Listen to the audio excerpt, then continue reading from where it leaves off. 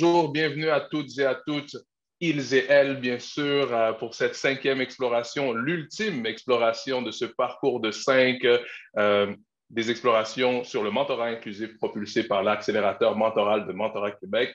Permettez-moi de nous représenter pour celles et ceux qui n'auraient pas suivi ce parcours qui, je vous le rappelle, est en branle déjà depuis le mois de janvier. Nous vous présentons mensuellement une exploration sous une thématique différente depuis le mois de janvier 2022. Alors, nous sommes donc Jennifer Petrella, experte en mentorat, ainsi que moi-même, Joël Nawesh Caritage, passionné des gens et créatif compulsif. Alors, aujourd'hui, nous allons explorer une thématique fort intéressante, comment construire un programme de mentorat inclusif.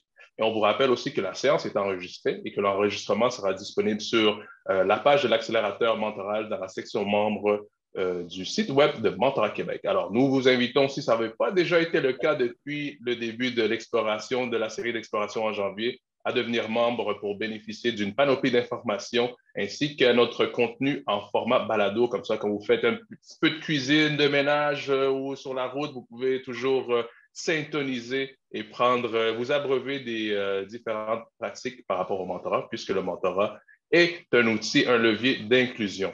Alors, je vous rappelle aussi le déroulement, la nomenclature de la séance que nous allons passer ensemble la prochaine heure. Alors, sortez-vous votre lunch, prenez-vous quelque chose à boire. Ça va être très le fun et décontracté. Alors, on va débuter par une première mise en contexte et brève présentation de nos deux charmantes panélistes fort inspirantes. Par la suite, 30 minutes d'entrevue avec nos panélistes, 15 minutes de questions de l'auditoire. Alors, on va vous inviter à utiliser les fonctions chat. Alors, d'entrée de jeu, vous pouvez déjà mettre des questions ou sinon attendre cette période-là. Il n'y a aucun problème.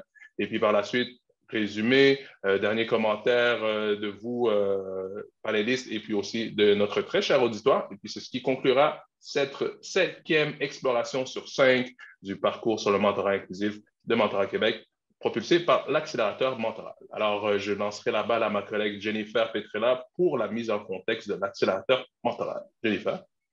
Merci, Joël. Alors, bienvenue tout le monde. Qu'est-ce que c'est que l'accélérateur mentoral de Mentorat Québec? Donc, vous savez probablement que Mentorat Québec, ça fait 20 ans qu'on existe. Et puis, il y a 4 ans, on a implanté un nouveau programme qui s'appelle l'accélérateur mentoral, avec le soutien financier du secrétariat de la condition féminine. Le but de l'accélérateur, c'est de promouvoir le mentorat comme moyen d'attirer et retenir les talents dans des milieux à prédominance masculine. Donc, qu'est-ce qu'on fait? Bon, cette année, il y a cette série d'explorations qui regarde différentes facettes du mentorat féminin, du mentorat inclusif. Ensuite, on accompagne un cohorte d'entreprises dans l'implantation d'un programme de mentorat féminin et ou inclusif dans leur sein. Il y a certains éléments d'un programme de mentorat inclusif qui sont différents à un programme de mentorat qui n'a pas cet objectif en tête. Nous allons le voir plus en profondeur en discutant aujourd'hui. Et puis, quoi d'autre? On alimente aussi le mois du mentorat de Mentorat Québec qui a lieu à tous les janviers et qui se clôt par son forum, qui est un grand congrès pour ceux et celles qui adorent comme nous le mentorat. Pourquoi on a réservé le sujet de l'exploration aujourd'hui pour l'implantation d'un programme de mentorat inclusif? Bien, c'est très intéressant. On voit de plus en plus une volonté de mettre le mentorat à contribution pour égaliser les chances des employés ou des personnes dans des milieux professionnels, soit pour intégrer des personnes en situation minoritaire, soit pour intégrer de nouveaux arrivants au pays. Ici au Québec, au Canada, on intègre beaucoup de nouveaux immigrants. Dans le pays. Avant le COVID, c'était vers les 360 000 personnes par année. Avec le COVID, ça ralentit un peu. Et puis aussi, écoutez, dans la pénurie de main-d'œuvre qu'on voit aussi, ça devient important aussi de retenir les employés. Donc, voilà, dans le COVID, on a vu un grand désistement des travail. Il y a beaucoup de personnes qui ont quitté leur travail, en partie parce qu'ils ne se sont pas sentis à leur place intégrés, à l'aise, bien. C'est une nouvelle dynamique qui veut qu'on mette plus d'emphase. On commence à reconnaître la légitimité de se sentir bien au travail. C'est quelque chose qui n'existe pas dans le temps, qui n'existait pas toujours. Et si ça existait souvent juste pour les cadres. Maintenant, ce droit-là semble s'étendre davantage dans les pays développés du moins, qui peuvent se le permettre, à d'autres employés. Alors là vient ce souci de retenir des personnes qui sinon peuvent quitter. Et comment est-ce qu'on le fait? Ben, c'est parce que c'est, entre autres, un des leviers, comme le disait Joël, c'est par le biais du mentorat. Par contre, c'est intéressant, c'est important de dire que le mentorat n'est pas à l'épreuve des biais, des préjugés, voire de la discrimination. Si on ne forme pas les mentors et les mentorés, si on ne les rend pas plus conscients des biais systémiques qui nous habitent tous et toutes, sans exception, qui ne les outille pas à contrer tous ces biais-là et ces préjudices, le mentorat peut autant bien reproduire les inégalités qu'il peut les enrayer. Et c'est pourquoi nous allons voir avec Sandrika et Jessica quelles sont les mesures qu'on peut mettre en place pour que vraiment le mentorat sert à élargir le bassin, à rendre plus égalitaire pour tout le monde. Donc, je regarde un petit peu mes notes. C'est ça. Avant de conclure, je vous dirais que quand on a réfléchi à comment organiser ce webinaire, on a pensé, on ne veut pas rester au niveau philosophique. On veut rester dans le terre-à-terre. Comment est-ce qu'on jumelle les mentors et les mentorés pour que ça soit plus inclusif? Comment est-ce qu'on fait le design d'un programme? Comment est-ce qu'on évalue? C'est notre souci aujourd'hui d'aller dans le terrain pour vraiment donner aux entreprises et aux organisations les outils, une notion des outils qu'il leur faut pour que leur programme de mentorat inclusif réussisse. Joël. Et pour avoir justement dans cet effet le pouls, on a deux panélistes, deux experts sur le sujet que l'accélérateur mentoral a le plaisir de vous présenter. Alors, commençons donc ainsi par la présentation de nos fiers panélistes. Alors, nous avons avec nous Jessica Lubino, qui est titulaire d'un baccalauréat en droit et en histoire, ainsi que d'une maîtrise en sciences politiques et tout récemment d'une maîtrise en médiation culturelle. Félicitations. J'espère que la collation de grade a pu se faire en présentiel et non pas en virtuel. Elle intervient aussi comme conseillère en mentorat et en jumelage interculturel dans les milieux académiques, postsecondaires et culturels sur les enjeux d'intégration socio-professionnelle des personnes immigrantes. Son engagement sur les questions d'équité, d'inclusion et d'antiracisme se traduit également par son implication au Conseil interculturel de la Ville de Montréal. Alors, Jessica Lubino, merci d'être avec nous par ce beau midi. Merci beaucoup. Et en second lieu, nous avons aussi la chance de recevoir Madame Sandrika Luce, chef TIC, qui est responsable du développement et opération d'une ONG qui gère aujourd'hui des projets d'inclusion adressés aux personnes vivant en situation de handicap. Sandrika réalise en plus des mandats en entreprise avec un statut d'indépendante.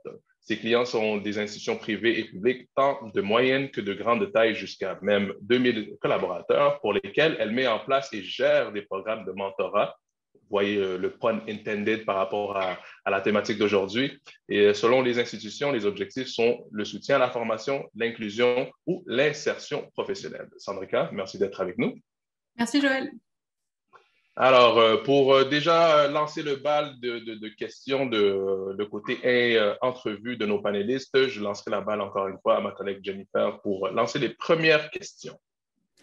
Alors, ma première question est une question qui vient rejoindre un petit peu l'actualité. Sandrika, ton expertise a été interpellée par Radio-Télévision Suisse. Même ici, on a eu quelques échos de ça. Là. Le programme, il y avait comme un événement où on a dénoncé des actes d'harcèlement en tout genre, des gestes déplacés, des abus de pouvoir, surtout à l'égard des femmes. Okay? C'est pas unique en Suisse. On a ces problèmes-là dans plusieurs institutions canadiennes aussi. Et on vous a interpellé pour monter un programme de mentorat dans ce milieu. Ça me fascine. Comment est-ce que vous avez trouvé ça d'entrer dans un climat, controversé, on peut dire, je suppose, pour essayer de faire travailler les acteurs ensemble dans la relation d'entraide qui est le mentorat?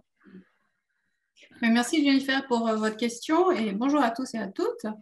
Peut-être pour resituer le contexte du programme de mentorat, effectivement, là, je suis à Genève où j'habite et je travaille en Suisse. La radio-télévision suisse est une antenne de la radio-télévision fédérale, donc nationale. Elle compte 2000 collaborateurs ici.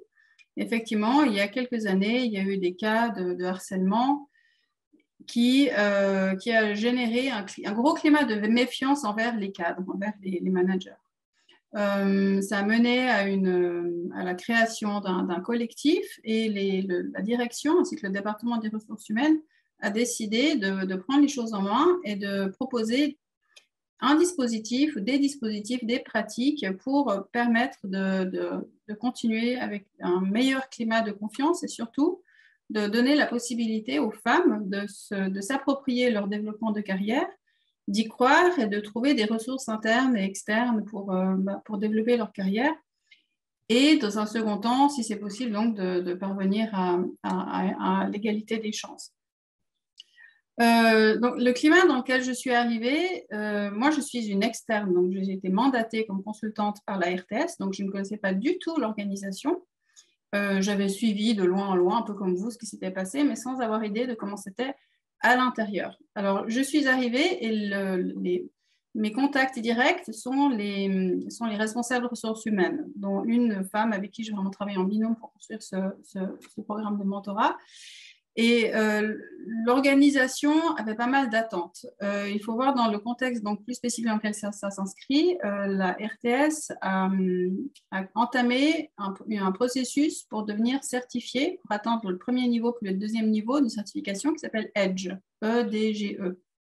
Et cette certification est là pour garantir l'égalité des chances. Donc, certes, le climat organisationnel était un climat de méfiance lorsque je suis arrivée, mais les attentes étaient très positives. Il y avait déjà pas mal de choses qui avaient été mises en place pour engager des ressources financières et mettre en place des choses qui permettraient la promotion et l'évolution des femmes.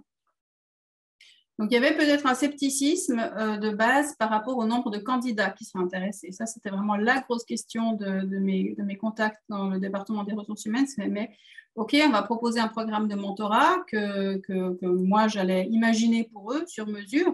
Mais est-ce qu'il y aurait des gens qui seraient intéressés? C'était surtout ça, le gros stress.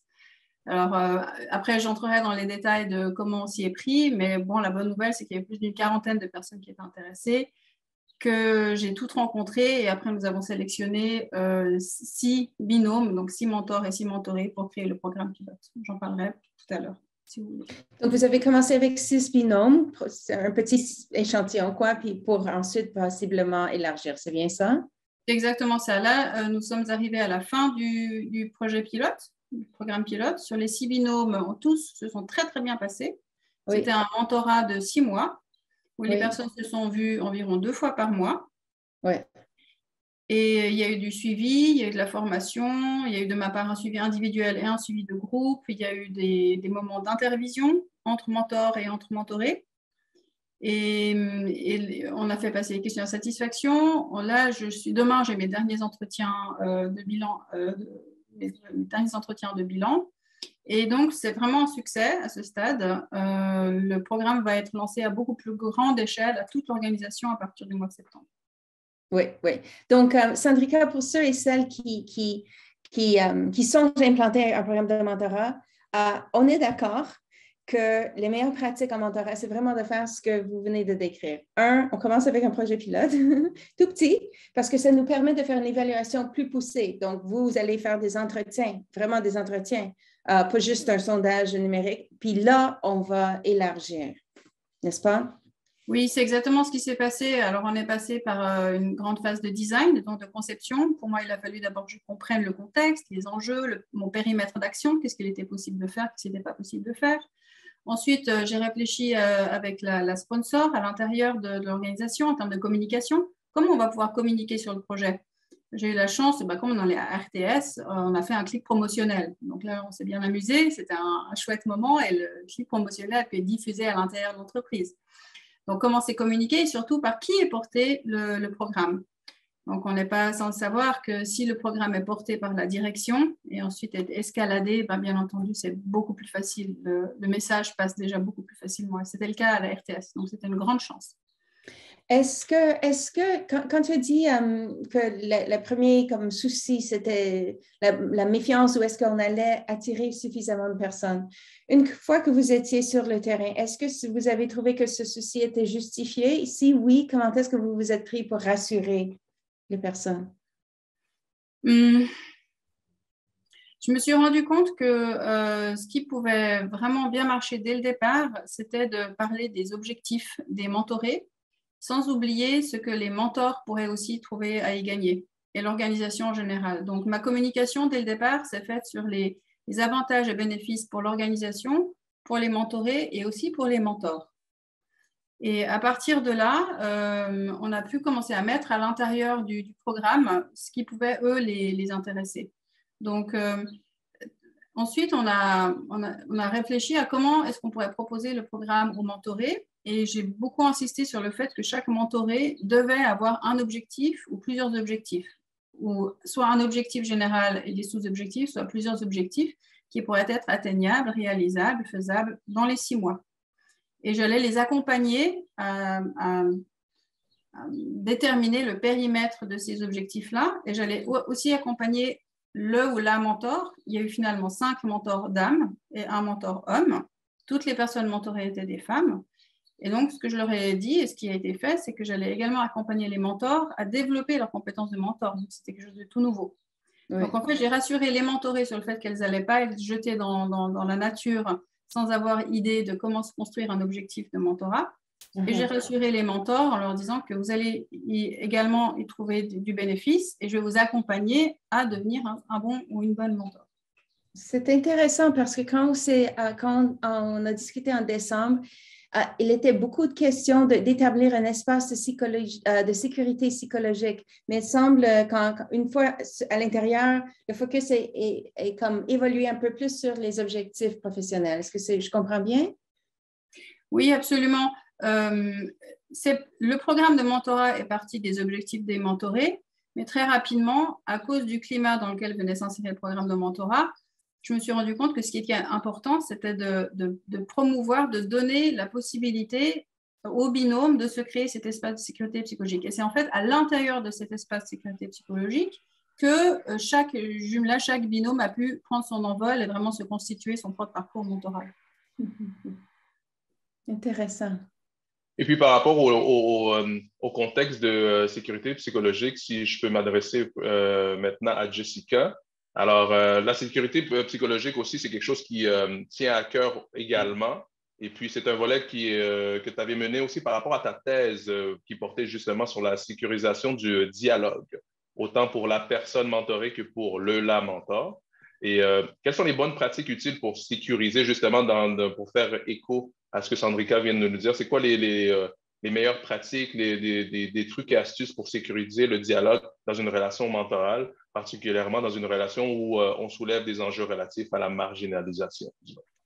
Avant de répondre un peu en détail à ta question, Joël, je voulais d'abord dire que la sécurité, en fait, ce n'est pas quelque chose d'absolu dans un espace de dialogue. Ce n'est pas possible de créer un espace où vraiment les gens vont se sentir en sécurité à 100%. C'est vraiment un idéal vers lequel il faut tendre. Donc, ça demande un certain nombre d'actions. Donc, un espace de sécurité, c'est un espace où les personnes se sentent libres de pouvoir s'exprimer, qu'elles ne craignent pas le ridicule, qu'elles puissent être honnêtes avec la personne ou en tout cas avec les personnes avec qui elles échangent. Ça peut être un espace qui peut être à 2, donc comme la relation mentorale, mais ça peut être aussi un espace qui a plusieurs personnes. Donc, il faut que le temps de dialogue soit un temps qui soit exempt de discrimination et de préjugés quand on parle d'inclusion. Donc, la première chose à faire, c'est de baliser à l'avance le dialogue, qu'il soit entre 2 personnes ou qu'il soit en groupe. Par définition, moi, je pense que la sécurité du dialogue, elle est au cœur de la relation mentorale, puisque le mentor et le mentoré savent qu'il faut qu'ils fassent preuve d'empathie, il faut qu'ils fassent une écoute active, il faut que l'écoute soit sincère, il faut qu'ils soient ouverts, il faut qu'ils reconnaissent le parcours de la personne qu'ils ont en face d'eux, il faut qu'ils fassent preuve d'humilité.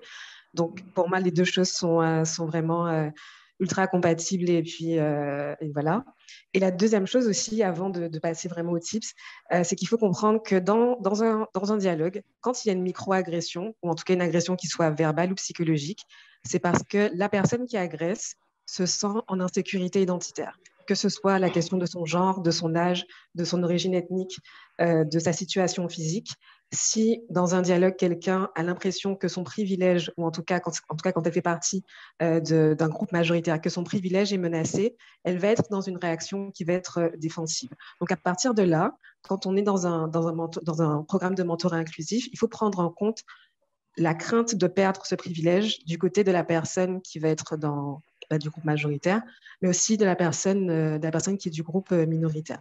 Et quand on est comme moi, une personne qui est issue d'un groupe minoritaire, c'est parfois très difficile, c'est vraiment très inconfortable, mais c'est quelque chose d'essentiel pour mettre en place l'espace sécuritaire de dialogue. Donc concrètement, la première chose à faire, c'est de prendre le temps, soit en groupe non mixte, c'est-à-dire avec des personnes vraiment qui appartiennent au même groupe, soit individuellement, d'écouter, puis d'analyser les situations qui peuvent provoquer des malaises, à la fois chez le mentor et chez le mentoré. Donc, on peut organiser des groupes de discussion, on peut faire des simulations de rencontres, on peut organiser des ateliers de présentation, on peut aussi faire de la sensibilisation. Par exemple, si, comme le programme de Sandrika, c'est un programme pour permettre aux femmes de s'insérer ou en tout cas d'être plus à l'aise dans leur milieu professionnel, ce serait peut-être de faire de la sensibilisation au sexisme ou à la misogynie. Ça marche aussi pour l'interculturel et pour le racisme. Ça peut être aussi de poser directement des questions, soit à travers un formulaire, soit en groupe ou de manière individuelle, de demander aux gens avec quel type de personnes ils ne se sentent pas à l'aise, quelles attitudes peuvent les mettre mal à l'aise, qu'est-ce qui pourrait au contraire les mettre à l'aise. Et dans ce cas-là, c'est toujours à la personne qui est coordonnatrice du programme d'aller chercher ces réponses-là, puis d'en tenir compte au moment du jumelage pour que chacun soit en face de la bonne personne. Et puis le but, par contre, c'est pas de dire à la personne qui n'était pas à l'aise avec cette situation-là, donc je vais pas te mettre en face de cette personne-là parce qu'elle a vécu ça, parce que le mentorat, c'est aussi sortir de sa zone de confort, mais c'est en fait juste de jauger les limites de chacune des personnes et et de savoir avec qui on peut les jumeler et vraiment utiliser ce qui ressort de ces discussions qui sont soit individuelles, soit en groupe, d'aussi se rappeler du non-verbal, du verbal, d'écouter les expressions, les craintes et les vulnérabilités pour avoir un jumelage qui soit le plus efficace parce qu'au niveau de la compatibilité, mais aussi que les deux personnes se sentent en sécurité parce que les insécurités de l'un ne vont pas être projetées sur l'autre. Ils vont empêcher, en fait, dans la mesure du possible, qu'il y ait une agression ou en tout cas une micro-agression. La deuxième chose concrète, c'est ensuite que le groupe soit non mixte, ou alors lors d'un jumelage, c'est de poser des règles de communication. La courtoisie en tout temps, le fait de ne pas interrompre l'autre, de ne pas minimiser les propos qui sont tenus, de remettre en question les idées qui sont émises et pas la personne, de rester décentré et de ne pas tenir de propos discriminatoires, que ce soit sur l'âge, la race, l'origine ethnique, le genre, l'orientation sexuelle ou la situation face à un handicap. Puis de demander aussi aux participants, que ce soit en jumelage ou en groupe, quelles sont les règles qu'on pourrait ajouter? Parce qu'en tant que coordinatrice, moi, j'énonce des règles, mais je leur demande toujours qu'est-ce que j'ai oublié, à quoi je n'ai pas pensé. Et c'est vraiment la mise en place d'une liste de règles qui doit être collective. C'est une logique de co-construction, une logique d'engagement égalitaire mutuel qui aussi fait partie du mentorat qu'on met à ce moment-là. Et puis, lors du jumelage, ce qui est intéressant, c'est que le fait d'impliquer les personnes dans la liste des règles qui doivent être respectées durant l'échange, ça transfère la responsabilité de la sécurisation de l'espace aux personnes concernées. Parce qu'on est là à un moment T avec les mentorés et les mentors, mais on n'est pas là tout le temps lors des échanges. Donc, le fait que chacun se responsabilise et en se disant, pour garder ma sécurité, il faut que l'autre soit en sécurité, ça permet en fait d'instaurer une espèce d'équilibre dans ce qui va se passer durant les échanges. Et moi, dans ma pratique, j'ai l'impression que ma responsabilité, ou en tout cas que la responsabilité pèse sur moi dans la mise en place de l'espace sécuritaire au moment où je crée le dialogue, donc au moment où je provoque la rencontre entre les deux personnes, ou en tout cas au moment où je fais l'évaluation, soit en groupe, soit individuellement. Et ensuite, cette responsabilité me revient au moment des suivis, de toujours m'assurer que tout va bien, que personne ne s'est senti agressé, que personne ne s'est senti mal à l'aise. Et puis la troisième chose concrète, c'était ça en fait, pardon. La troisième chose, c'est de s'assurer toujours que pendant les suivis, que l'espace de dialogue est conservé, qu'on parle de personnes des groupes majoritaires, qu'on parle des personnes des groupes minoritaires, puis rappeler aussi les stratégies pour se protéger l'autre pendant le dialogue. Quand on se sent mal à l'aise, on respire, on sort temporairement, peut-être 5 minutes pour boire de l'eau, respirer, ou alors on s'en va définitivement, mais toujours en interrompant le dialogue de manière le plus calmement possible, en disant, voilà, je ne peux pas, j'ai atteint ma limite, on en reparlera à un autre moment, puis de se référer à la personne qui coordonne le programme pour qu'elle, quand elle est outillée pour ça, il vaut mieux, je pense, qu'elle joue un rôle de médiateur ou de médiatrice pour permettre de désamorcer un conflit ou en tout cas de rassurer la personne sur le fait que ce qu'elle a ressenti, qu'elle fasse partie d'un groupe majoritaire ou minoritaire, est valide et légitime, même si c'est difficile à entendre, mais un ressenti, ça se juge pas, et d'aller plus loin que le ressenti, puis de déconstruire s'il y a quelque chose à déconstruire pour pouvoir soit renouer le dialogue, soit y mettre fin de manière sécuritaire et efficace. C'est quand même une très exhaustive liste d'épiceries en termes de ces coutumes, en termes de bonnes pratiques, mais c'est très inspirant.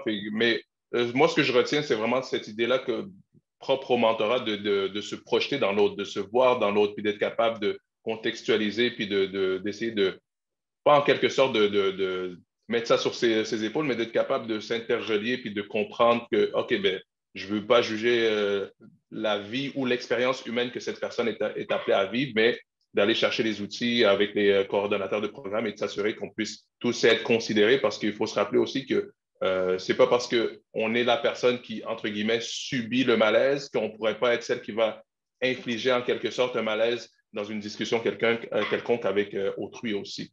Et puis, dans cet ordre d'idées-là, on serait curieux aussi de vous entendre, auditoire, dans le chat, à savoir si vous avez quelques pratiques de sécurisation de dialogue à nous partager dans les relations de mentorat que vous avez été appelé à vivre ou que vous êtes présentement en train de vivre.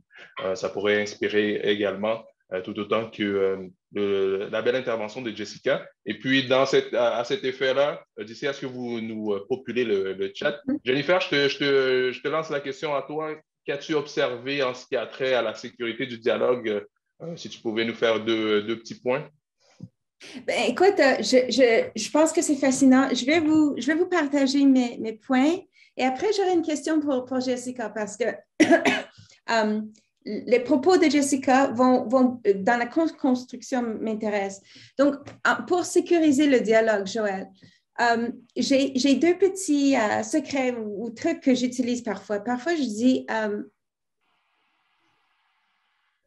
bon, il y a peut-être trois. Premièrement, et c'est drôle parce que je n'avais pas pensé ça comme une sécurisation de dialogue, mais en écoutant Jessica, je me change d'avis. Première chose, c'est que moi, personnellement, quand je débute une relation mentorale en tant que mentor, je dis toujours à la mentorée, notre relation peut durer 6 mois ou le temps que dit le programme ou quelque chose. Puis après ça, tu es libre. Tu es libre de quitter à tout moment. Après 6 mois, tu vas passer à autre chose. Je laisse le champ ouvert parce que l'idée qu'il y a toute une porte de sortie ne vient pas à tous les mentorés, surtout quand ils sont jeunes. Ils pensent qu'ils doivent être là pour toujours ou qu'ils ne peuvent pas dire non à leur mentor. Puis j'essaie de leur dire, écoutez ici, le jour où l'apprentissage semble plafonner, ben, c'est le temps de se trouver un autre mentor. Parce que ça leur donne, comment dire, la liberté de s'affirmer, quoi. C'est déjà entendu. Et puis les autres deux affaires, je fais toujours ça dans les listes, dans la liste de code de conduite pour un programme de mentorat. Ce qui se dit ici, lors de la relation mentorale, elle reste entre nous pour la durée de la conversation et pour toujours. Donc, si un jour on termine la relation, on va pas se parler de ce que tu m'as appris, ce que je t'ai appris dans 6 mois ou 1 an ou quelque chose comme ça. Troisième truc pour sécuriser, je dis parfois, écoutez, pour 10 minutes, on va chronométrer. Pour 10 minutes, on va rêver. On va dire, qu'est-ce que tu as envie de faire? Tu veux devenir président de la plus grande pharmaceutique au Québec, n'importe quoi là. 10 minutes, on va juste rêver. Puis après, on va fermer la boîte. On n'a plus le droit de rêver. Puis c'est drôle comment ça peut ouvrir un espace de sécurité pour les personnes d'avouer leurs rêves. Ici, souvent, les enfants, ils ont le droit de dire qu'ils veulent être comédiennes ou quelque chose comme ça. Puis au fur et à mesure qu'on grandit, on n'a comme plus le droit d'avoir des rêves splendides. Et puis, Exact, ça c'est très vrai ça. Moi, j'ai toujours dit la chose suivante, que les adultes ne sont que des enfants qui ont appris à se retenir. Ah là, je suis trop vieux pour faire ça, j'ai plus l'âge, ou ce serait mal vu, etc. Mais de pouvoir lâcher son fou, surtout dans une relation comme ça, où est-ce qu'on doit se projeter en termes de carrière, en tant que personne en avancement de construction personnelle autant que sociale. Je trouve que c'est intéressant de ne pas perdre ça de vue non plus, ce côté euh, enfantin en quelque sorte, mais sans le côté péjoratif qu'on pourrait connoter au terme, mais de pouvoir être, wow, be out there, imagine things, puis de se projeter, puis je vais être le prochain boss, la prochaine DG, etc. Alors, je trouve que c'est très important de... Mais pour ma part, moi, si je rebondissais dans ça par rapport à la sécurisation, je trouve qu'un élément qui est quand même très important dans la vie de tous les jours, mais c'est surtout dans cette idée de sécurisation, de dialogue, c'est de laisser les moments de silence vivre. Alors, si jamais il y a une question qui peut percuter ou qui va soulever certains émois ou émotions, de laisser la personne vivre ces moments de silence pour qu'elle comprenne qu'on n'essaie pas de brusquer ou de forcer une réponse, de forcer son émotivité, etc., mais de laisser ça vivre aussi, que les moments de silence, en tant que mentor ou mentoré, de ne pas les voir comme étant des moments où est-ce qu'on se sent désemparé, ah, ben, il n'y a personne qui parle, il faut que je meuble quelque chose. Alors, je dirais que ça peut valoir beaucoup de laisser l'émotivité, de laisser ces moments humains-là vivre d'eux-mêmes dans le silence. Ça met à l'aise aussi. oui, parce que le silence, ça veut dire, on passe le message à quelqu'un, tu ne sais pas ce que tu veux, tu réfléchis, tu es incertain, je peux le tolérer. Exact. Absolument. Jessica, je m'intéresse à ce que tu disais de co-développement d'une espèce de sécurité avec les mentorés et les mentorés. Concrètement, est-ce que tu fais ça lors de la première formation, lors de l'introduction au programme? De parler de co-construction. Oui, donc tu as dit quelles règles on met pour... À chaque fois, en fait, que j'ai une rencontre avec 2 personnes au moins au minimum, donc quand je rencontre les mentors et les mentorés séparément au départ, je mets en place les règles de communication parce que même dans un groupe qui se veut hétérogène, il y a quand même de la diversité. Donc on met en place les règles avant que la discussion ne commence, et le jour du jumelage, pareil.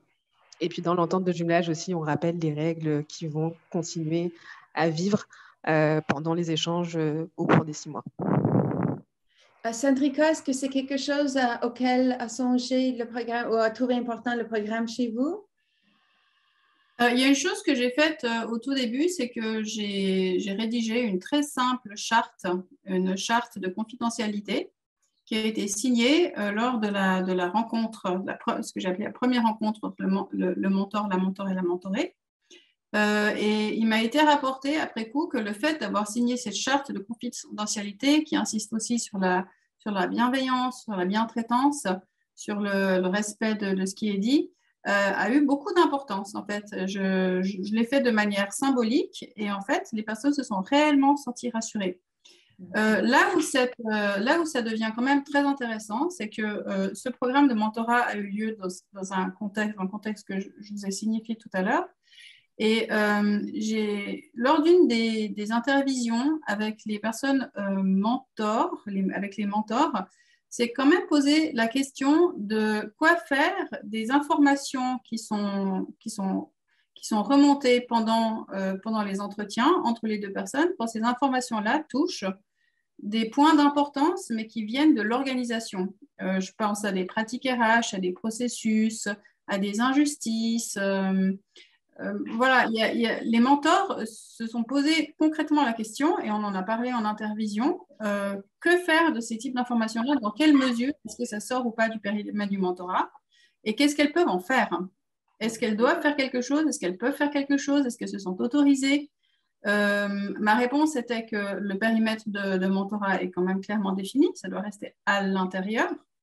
Que tout ce qui peut être dit le sera, mais uniquement après l'avoir vérifié, que c'est OK de le dire avec la personne mentorée.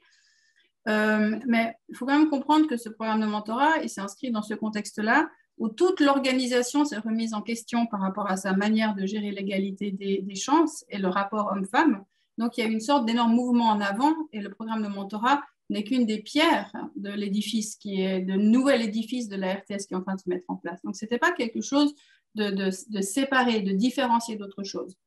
Donc, partant de ce principe-là que ça fait partie d'un tout et d'un tout souhaitable, que faire des informations quand elles touchent à un dysfonctionnement ou une injustice d'ordre organisationnel et qui dépasse uniquement le lien mentor-mentoré où la personne, elle grandit dans cet espace de sécurité psychologique? Ça reste une vraie question. Une vraie question, en effet. Et en quelque sorte, j'ai commencé ma première question pour vous en disant, avec une approche plutôt, comment est-ce que la controverse a pu miner à l'implantation du programme de mentorat? Puis je vois qu'au contraire, l'ampleur de la controverse a fait en sorte que ça a été presque facilité parce qu'il y avait comme une compréhension globale de l'ampleur du problème. Puis je vois, vous avez mentionné tantôt aussi la consacration de ressources, finances. C'est quelque chose qu'on voit toujours miner à des programmes de mentorat. On ne veut pas beaucoup y investir, mais on veut des retombées extraordinaires. Mm-hmm. Jessica, est-ce que tu as déjà vécu cette différence entre les ambitions et les ressources? Oui, tout à fait. Parce que je travaille dans le communautaire et puis après dans le milieu académique où il faut du temps, il faut des gens, il faut du matériel. Parfois, ça ne demande pas tant de matériel que ça, le mentorat, mais parfois quand même. Et il faut s'adapter au mieux pour pouvoir apporter le plus de connaissances possible aux mentors comme aux mentorés au moment de la formation, de la sensibilisation. Et puis d'avoir le matériel nécessaire aussi pour faire les suivis. Quand on parle de projet pilote, moi aussi j'en ai fait un dans l'académique avec effectivement 6 duos. Mine de rien, ça demande quand même, ça demande du temps, ça demande de l'énergie. Quand on passe à un programme qui est un peu plus important, oui, les ressources à ce moment-là sont encore sont essentielles pour l'efficacité et que le programme perdure dans le temps. Oui, donc vous parlez là des organismes communautaires, puis je crois que vous avez coordonné pendant 2 ans un programme de mentorat pour les artistes. C'est ça, exactement. À Montréal, c'est ça. Donc, où les artistes provenant de l'immigration étaient jumelés à des artistes qui ne venaient pas de l'immigration, c'est pas ça? Alors, en majorité, c'était ça. Le principe, c'était d'avoir des mentorés qui étaient soit issus de l'immigration, soit qui étaient canadiens, mais racisés, avec des mentors qui, eux, étaient dans l'idéal, qui seraient des personnes blanches nées au Canada. Mais dans l'absolu, on avait aussi des personnes qui étaient tout simplement tellement bien implantées dans leur milieu et dans leur discipline qu'elles soient canadiennes d'origine ou pas, elles pouvaient quand même faire le rôle de mentor. Oui, donc le jumelage avait ça comme but de jumeler les personnes moins exposées à celles qui étaient plus exposées.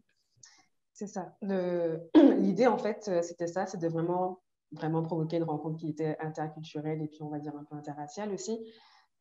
Moi, je comprends cette idée, effectivement, quand on est dans un pays, ou en tout cas dans une région comme le Québec, où on a un groupe majoritaire avec une immigration qui est minoritaire, des personnes qui sont issues des groupes racisés qui sont minoritaires. C'est essentiel de provoquer la rencontre entre ces deux groupes.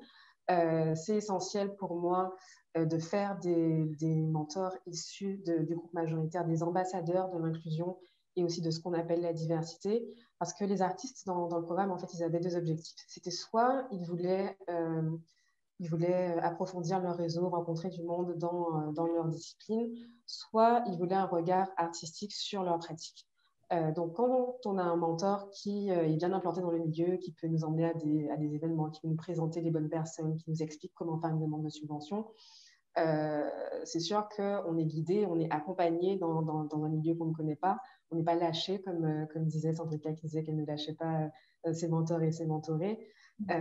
Donc, c'est rassurant. Puis en même temps, la plus-value, c'est que pour la société d'accueil, en tout cas, donc la population majoritaire du Québec, c'est de pouvoir avoir des ambassadeurs de l'inclusion qui vont rapporter leur expérience dans leur milieu. Donc, possiblement, ou en tout cas majoritairement avec des personnes qui leur sont vraiment semblables, en leur disant que voilà ce que j'ai appris aux côtés d'une personne qui est différente.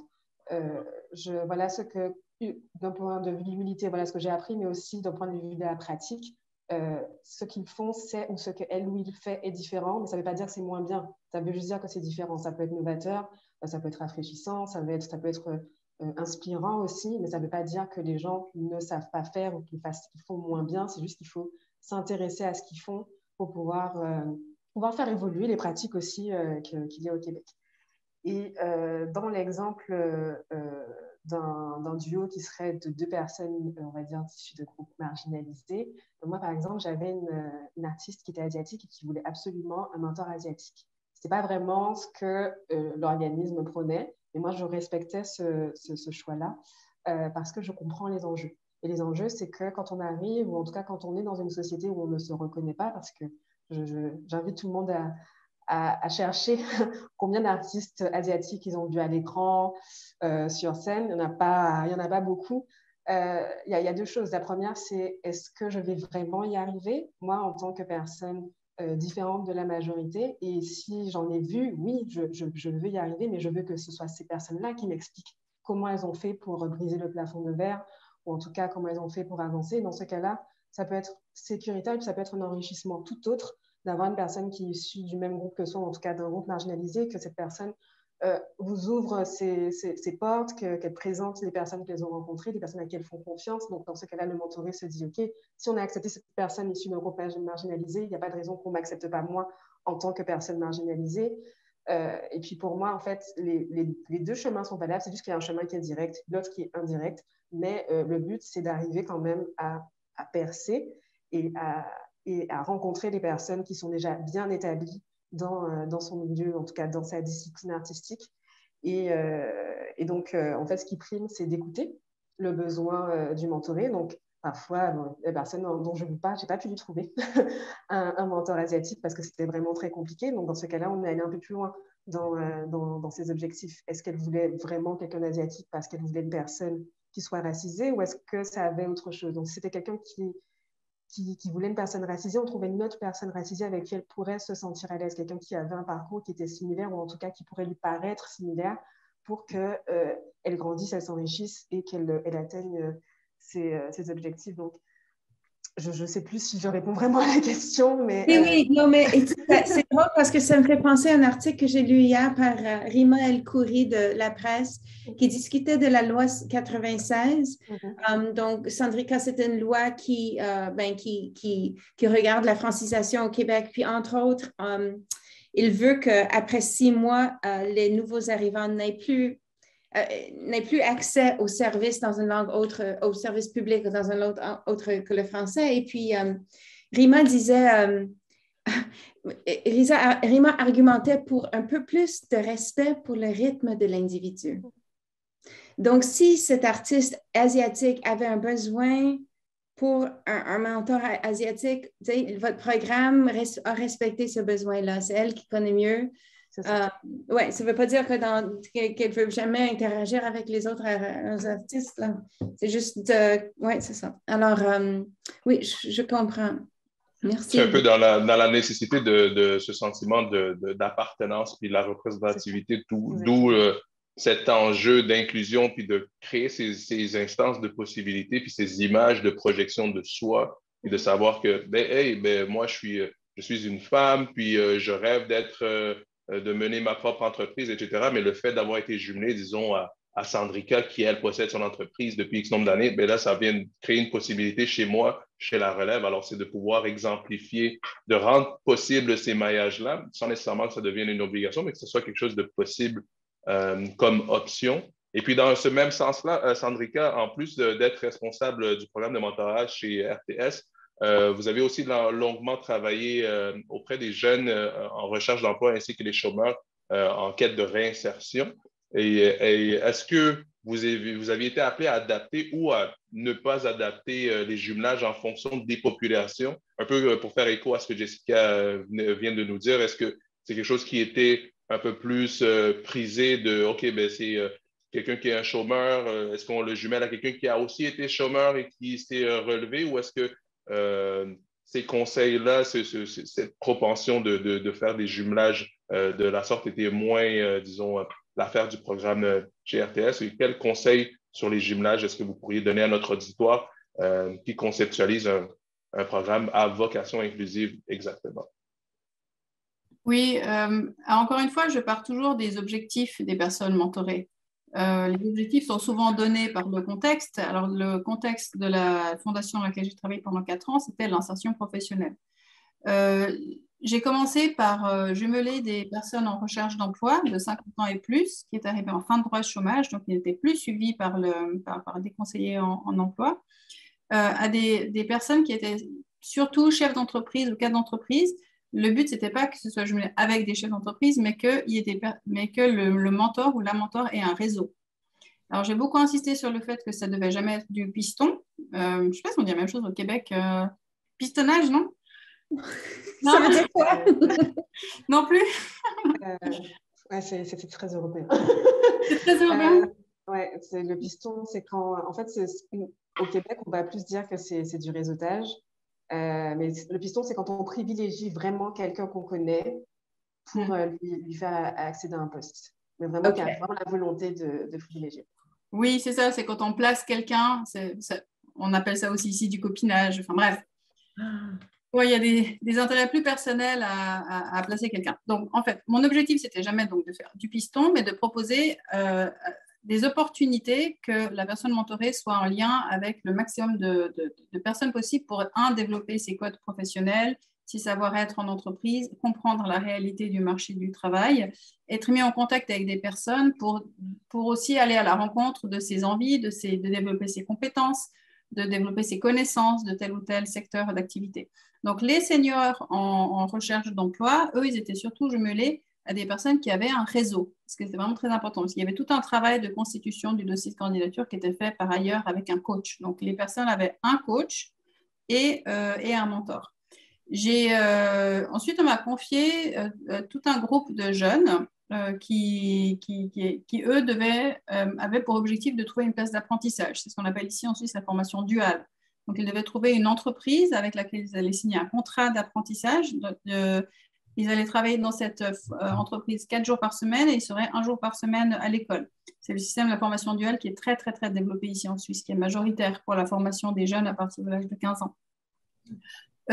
Pour ces jeunes-là, vu que je suis ici pour faire part de mon expérience, j'ai tout bêtement d'abord pensé que j'allais leur proposer d'être jumelés avec des personnes qui étaient déjà dans le programme de mentorat comme mentor et puis qui mentoraient des seniors.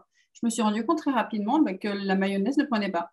Ça fonctionnait pas parce que tout simplement, les jeunes, ils avaient besoin plutôt de quelqu'un, un modèle, quelqu'un d'inspirationnel, quelqu'un qui croire, quelqu'un qui avait peut-être un parcours non linéaire, quelqu'un qui s'était cassé la figure, qui s'était reconstitué, quelqu'un qui pouvait les inspirer, qui pourrait leur donner de la motivation, de la volonté pour avancer.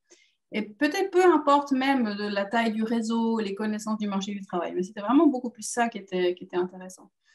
Donc, Joël, pour revenir à ta question de départ, oui, le fait d'adapter le jumelage en fonction des populations, c'est une évidence. Je pense que Jessica me rejoindra là-dessus. Il faut vraiment se poser la question, mais de quoi la personne a-t-elle besoin? Et surtout, qu'est-ce qui va pouvoir la motiver? Qu'est-ce qui manque aujourd'hui, à l'instant T, dans sa vie, qui n'est pas comblé par quelqu'un d'autre, le psy, le coach, la mère, l'oncle, le prof, peu importe. De quoi a besoin la personne pour y croire et puis pour s'approprier le prochain pas de son destin. Et c'est pour ça que les jumelages, ça reste toujours un art, c'est toujours de l'équilibrisme, c'est toujours les compétences de la coordinatrice en mentorat qui entre en jeu là pour sentir, pour voir, OK, et même au-delà de ce qui est dit, qu'est-ce qu'on perçoit comme besoin chez la personne, qu'est-ce qu'elle n'a pas dit, qu'est-ce qu'elle n'arrive pas à dire, qu'est-ce qu'elle n'a même pas encore conscientisé sans parler de le verbaliser. Donc, les jumelages sur les besoins, oui. Absolument. Je trouve que l'image, c'est une très belle image, le travail d'équilibriste. Puis je rajouterais même le travail d'équilibriste funambule même. Parfois, ça tient sur un mince fil certaines des demandes aussi. Alors, vu l'heure qui avance, Jennifer, est-ce que tu conviens qu'on passe aux questions de l'auditoire? Parce qu'on avait encore une autre section entière qu'on pourrait explorer par rapport au diagnostic. Qu'est-ce que tu préfères? Est-ce qu'on planche dans le diagnostic, on laisse parole à notre auditoire qui pourrait avoir questions, commentaires, suggestions pour nos panélistes ici présents? Écoute, moi, je propose qu'on prend le diagnostic, puis on s'en sert pour reconvenir nos deux panélistes extraordinaires l'année prochaine pour en discuter. Parfait. Ben, je te laisse alors. Oui, alors, cette question de jumelage est intéressante. On a souvent cette question-là lors de le design d'un programme de mentorat. J'ai été très frappée lors du mois de mentorat dernier. Une de nos amies du European Mentoring and Coaching EMCC, Coaching Council, on discutait de jumelage, puis elle a dit, quelqu'un de l'auditoire a posé la question, est-ce que les tests psychométriques sont utiles en jumelage? Puis elle a simplement répondu, ce qu'il faut dans le jumelage, c'est de trouver des personnes qui ont envie de s'engager dans une relation avec quelqu'un qu'ils ne connaissent pas. J'aimerais avoir votre retour là-dessus, Jessica et Sandrika. Oui, pour moi, c'est la première chose. C'est la relation mentorale, elle est volontaire. Donc, si les gens ont envie d'être mentors ou en tout cas d'être mentorés, c'est sûr que ça commence par là. Après, les tests psychométriques, j'avoue comme ça, là, je n'en vois pas vraiment l'intérêt. Une fois qu'on a la volonté, qu'on a compris comment ça fonctionne, qu'est-ce qu'il va falloir faire, quelles sont les limites, quel est son rôle, en fait, une fois qu'on a eu la formation, je pense qu'on peut s'arrêter à ça pour sélectionner les candidats. Oui. Après, l'objectif, évidemment, après avoir analysé si les objectifs sont aussi réalisables dans le temps imparti. C'est un bon point. Sandrika? J'ai failli utiliser des tests psychotechniques, surtout pour rassurer l'organisation, pour leur montrer que je savais de quoi je parlais et que j'arrivais outillée. Et puis, après la toute première discussion, je me suis dit, il n'y a pas besoin de ça. Il suffit d'écouter, il suffit de ressentir. Je les ai gardés dans mon classeur et j'aurais dit, à l'occasion, si jamais on en a besoin, je vais les utiliser. Mais sincèrement, quand on est, comme coordinatrice de mentorat, quand on est dans l'échange, qu'on entend vraiment ce que les gens disent, leur posture non verbale également, la compréhension de leurs besoins, de leur profil, de leur attente, et puis surtout, on a très rapidement idée aussi avec qui on va pouvoir le ou la jumeler. Ça se fait naturellement. Moi, des tests psychotechniques, pourquoi pas, peut-être en complément, peut-être pour débloquer une situation, peut-être pour mettre des mots sur une mauvaise compréhension, ou bien une incompréhension d'un certain type de profil. Pourquoi pas en complément, c'est jamais quelque chose de mauvais, mais je ne pense pas que ce soit l'outil de base de la coordinatrice de mentorat. Oui, ok, excellent. Puis, Jennifer, si tu permets. Oui. Moi, je dirais le test psychométrique pour avoir travaillé dans le domaine aussi un petit bout de temps. Je dirais que c'est exactement comme Sandrika le mentionne, en complément, parce que ça peut être utile aussi de savoir de quelle façon approcher la personne selon son type de profil. Est-ce qu'elle est plus dans le côté visuel, plus dans le côté un peu plus pratico-pratique, c'est quelqu'un de conceptuel? Est-ce que c'est quelqu'un un peu plus dans l'introversion? Alors, peut-être qu'il faut que j'aille chercher un peu plus. Alors, ne serait-ce que pour avoir un portrait, mais le feeling naturel reste aussi la meilleure des options, absolument. Alors, j'irais dans le même sens que ça peut être un outil en complément, ne serait-ce que pour avoir une ligne directrice, un portrait robot en quelque sorte, à travers lequel on va pouvoir, disons, humaniser à travers les échanges un peu plus naturels, un peu plus organiques avec le mentor ou la mentorée. Oui, Corélie vient d'écrire dans le chat, peut-être que les tests psychométriques peuvent être utilisés simplement pour mieux se connaître. Oui, tout à fait, Coralie. Mais tu sais, il y a des personnes qui apprennent pas comme ça. Il y a des personnes qui veulent des documentations. Par exemple, je parlais l'autre jour, je ne sais pas où c'était. Ah oui, c'était un webinaire que j'écoutais. Puis les designers du programme, ils ont dit, écoute, pour les ingénieurs, il faut qu'on produise un guide de mentorat de 20 pages, tu sais, uniligne, là, très, très détaillé. Ils veulent ça. Ils sont pas là, ils sont ça. Alors, les avocats, ils disent, non, je ne veux pas de guide, moi. Je veux y aller, je veux discuter. C'est pas mon propos, là, c'est le propos de Art of Mentoring. Mais ça dépend aussi, Coralie, de qui tu as devant toi. Hein? Est-ce qu'on a le temps pour une dernière question de l'auditoire, Joël? Oui, on a un petit 4 minutes de flottement, alors absolument. OK, donc je la lis. C'est très intéressant. Sophie Joignier du CQMF. Je serais curieuse de connaître la réponse à la question soulevée tantôt. Que faire quand les informations échangées dépassent le lien mentor-mentoré, qu'une grave information est verbalisée? Donc, Sandrika, tu nous as répondu un petit peu. Jessica, est-ce que tu as une idée là-dessus? Et Joël aussi, avec ton chapeau ressources humaines, comment répondriez-vous? Délicat. C'est vraiment très délicat. Parce que comme on disait tout à l'heure, il ne faut pas briser la confiance de la personne qui s'est confiée. Je pense que peut-être que ça pourrait être intéressant de revenir sur le propos grave qui a été tenu, puis de demander à la personne qu'est-ce qu'elle veut en faire, en fait. Est-ce que c'était juste qu'elle a confié quelque chose simplement pour se décharger, ou est-ce qu'elle est vraiment à la recherche d'une solution, puis en fonction de la gravité aussi de ce qui est dit et peut-être des politiques internes, de se référer à une personne qui serait compétente pour entendre cette chose grave qui a été verbalisée. Moi, comme ça, là, c'est la solution que je verrais. Merci, Joël. J'allais dire, Sandrika, vite fait en 1 minute. Ce qui est certain, c'est que rien ne peut être dit sans l'aval et la compréhension totale de ce qui va être dit de la mentorée. Et il y a là aussi une volonté. Il faut savoir quand même que les mentorées, elles ont accepté de faire partie de ce groupe pilote en sachant que c'est un groupe pilote et puis que grâce à elles, grâce à ces binômes, l'ARTS va pouvoir tirer des conclusions qui vont servir à tout le monde. Donc, le message était clair dès le départ. Ce n'est pas que pour vous, c'est pour tout le monde. Donc, dans cette optique-là, ce que j'ai recommandé et ce qui a été fait, c'est bien entendu, encore une fois, de valider avec la personne, de savoir le niveau d'information qui peut être dit, et après que ce soit discuté en conseil de direction. Et sans que ce soit diffusé, bien entendu, dans le reste de l'équipe, dans le reste de l'organisation. Donc, voilà, le but, c'est de faire avancer quand même l'organisation, de créer ce fameux climat de confiance que tout le monde appelait de ses voeux. Donc, parce que c'est le contexte qui a proposé ce programme de mentorat, c'était quelque chose qui a été autorisé moralement après l'aval de la mentorée. Mais je ne suis pas sûre que ça puisse être applicable à tous les binômes dans tous les contextes. Bon point. Exact. Mais je pense que les points les primordiaux ont été mentionnés. C'est vraiment dans cette idée-là de demander à la personne qui se livre qu'est-ce qu'elle cherche à faire de la situation, c'est quoi comment est-ce qu'elle verrait que ça pourrait être désamorcé, alors de faire en sorte qu'elle se projette, puis surtout aussi de connaître le contexte. Est-ce que c'est quelque chose qui l'a sur le pin depuis un X nombre de temps? Est-ce que c'est quelque chose qui a été appelé à se répéter? Ou est-ce que c'est quelque chose un peu plus de manière sporadique, puis c'est un trop-plein, comme Jessica l'a mentionné, qu'il fallait que cette personne se livre?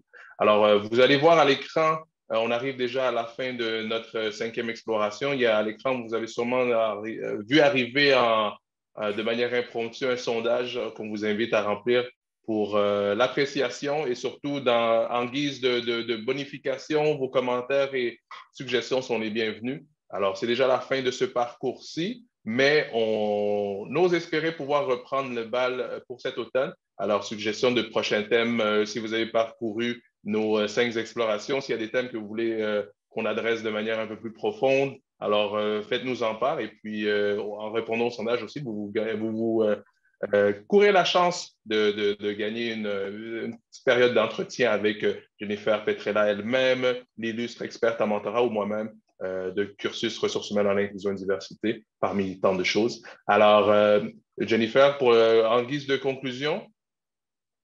Donc, un simple remerciement à nos panélistes extraordinaires. J'ai bien hâte de travailler avec vous encore une fois. Et merci beaucoup à l'auditoire, surtout pour ceux et celles qui ont posé des questions aussi fascinantes. Et puis, une bonne main d'applaudissements et un remerciement au secrétariat de la condition féminine d'avoir rendu le tout possible. Et puis, vous allez recevoir aussi une mini-synthèse qui vous sera envoyée suite au sondage aussi avec des trucs et astuces par rapport à la séance d'aujourd'hui. Alors, on vous invite à partager, mais surtout à devenir membre de Mentorat Québec, puisque vous pourrez accéder à la panoplie d'informations depuis janvier, la série de 5, et puis aussi les différents balados du mois du mentorat, et puis ainsi qu'aux activités qui ont eu lien avec le forum. Alors, c'était encore une fois Jennifer Petrella ainsi que moi-même, Joël Nawesh Caritage, et puis merci d'avoir été des nôtres pour c'est cette série de 5 pour celles et ceux qui ont été là depuis le début. Merci. Celles et ceux qui se sont greffés à nous par la suite, bienvenue. Et puis, au plaisir de pouvoir explorer davantage de thématiques fortement inspirantes. Encore une fois, merci à nos deux panélistes, Jessica Lubino et puis Sandrika Luce-Chefstik, d'avoir été des nôtres. Ça a été un plaisir de pouvoir nous abreuver de vos connaissances. Alors, on espère que ça a été réciproque dans cette convivialité, cette positivité de rendre le mentorat davantage accessible et de faire en sorte que tout le monde comprenne. On est tous pareils, on est tous uniques, et puis ça fait en sorte qu'on a tous quelque chose à apprendre de tous et chacun. Alors, à la prochaine exploration. Merci d'avoir été des nôtres. Et puis, bon lunch ou bonne fin d'après-midi. À bientôt. Au revoir. Au plaisir. Merci.